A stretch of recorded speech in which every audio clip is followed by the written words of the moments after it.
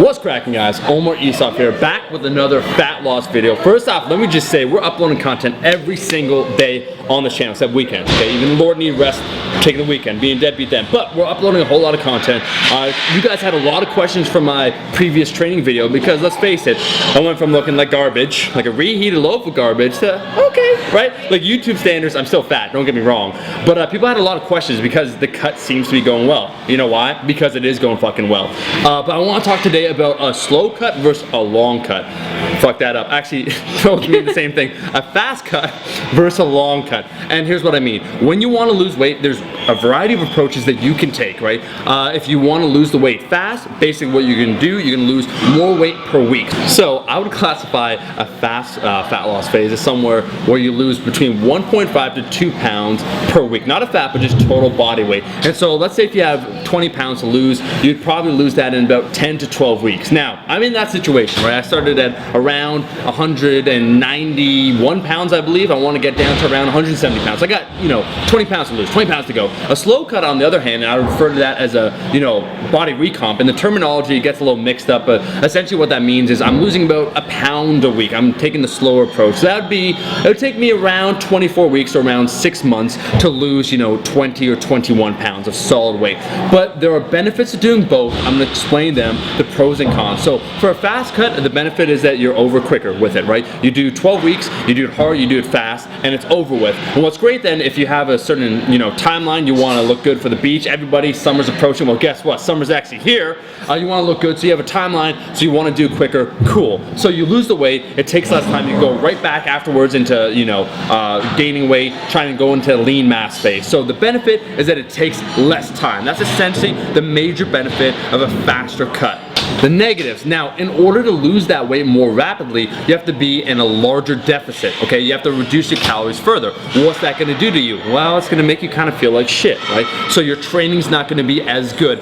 This is where you'll experience those massive strength losses, right? You'll see people where it's like, oh man, like I got cutting blues, I'm on that low carb, I can't hit the weights I'm trying to hit. That's probably because they're taking a faster approach. Again, it's not a bad thing necessarily if you have a goal in mind, if you want to reach, a certain level of leanness by a certain date and you're crunched essentially for time. But what will happen, you'll probably feel more lethargic, your energy won't be there, your workouts will suffer, your strength will diminish.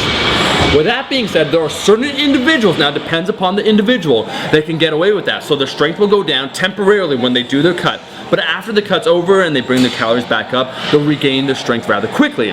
Now, there's also other individuals, and I classify myself into this category, that when they, lose weight, when they experience that strength loss, it's hard to regain that strength. It doesn't just come back as soon as your fat loss phase is over. And for those individuals, a slower cut, a more methodical approach, something like a body recomp, would be a little bit better. The benefit of that is that your strength is still there. You'll feel good while you're doing this cut. You take the longer approach, it'll take more time, but the end result is that you more or less should have your strength, at least, or at the very least, your relative body strength. And that's something that I'm currently experiencing. And that's why a lot of you guys are noting this right now, where you see this cut. I've taken a long time, absolutely. I was injured, I got injured during the cut. But even still, I would still take around 20 to 24 weeks to lose this 20 pounds. And that is because I'm taking a very, very slow approach. I'm hitting or I'm tying PRs. My strength level is about the same, and that feels really good. The workouts go great. I feel really good. I'm eating enough, energy essentially, enough calories, so that my energy throughout the day feels solid. And that to me is important. So it's all about how you want to approach it. But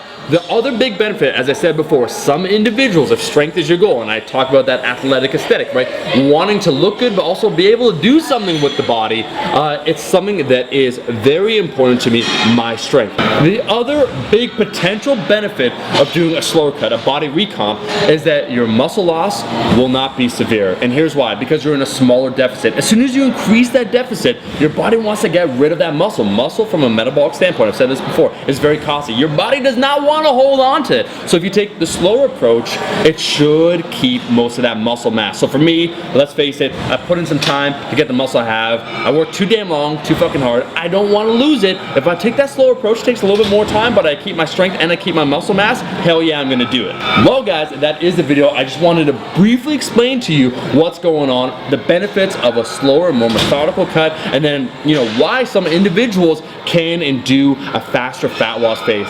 Getting away with it with it and how it can be beneficial to them. It really depends upon you. The final announcement I gotta make is that, as you guys know, I partnered up with the NASM, the National Academy of Sports Medicine. That's an online personal training certification, something that I recommend. I was certified, I am certified. The Canadian certifications honestly suck. This one's far better. They have a free 2-week trial that you can sign up for at myusatrainer.com/Omar. If you're looking to better yourself, like kind of understand more of what's going on when it comes to the terminology, the biomechanics, just overall lifting, to equip yourself with that knowledge to make better gains, I think it is a good investment. Check out that free online trial. Link will be in the description. That's all the time we have. If you like the video, what you waiting for? You at the end of the video, make sure to like the damn video. And I'll be seeing all you guys, my rascals, in that next video. Peace!